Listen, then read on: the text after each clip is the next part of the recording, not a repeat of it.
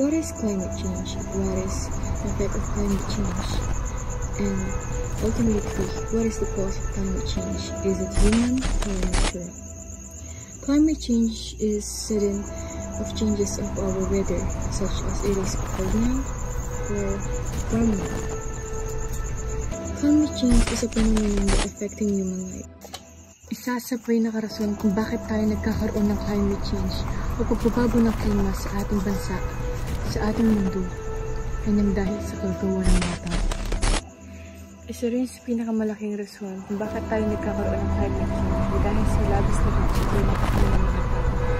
Dahil ang klima ay nagsisilbing tagasala ng carbon dioxide sa ating hangin at ito rin ay nagpo-produce ng oxygen na nagpapalinis sa ating hangin.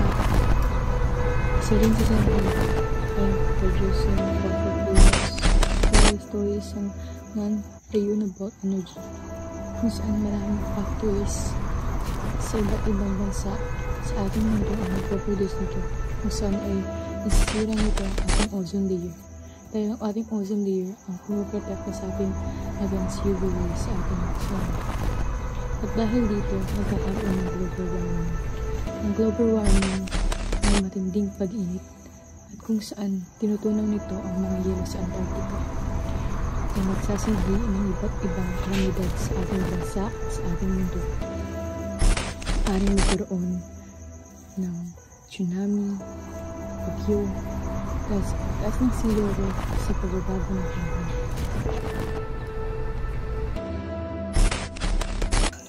Maraming nasisira ang climate change.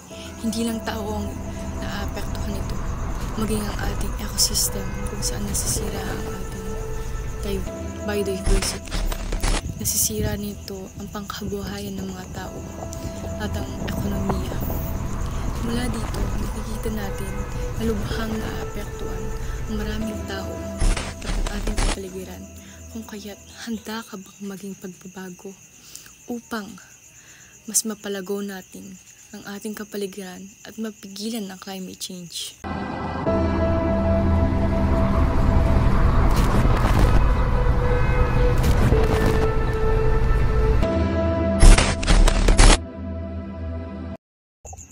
What is climate change? What is the effect of climate change? And ultimately, what is the cause of climate change? Is it human or natural?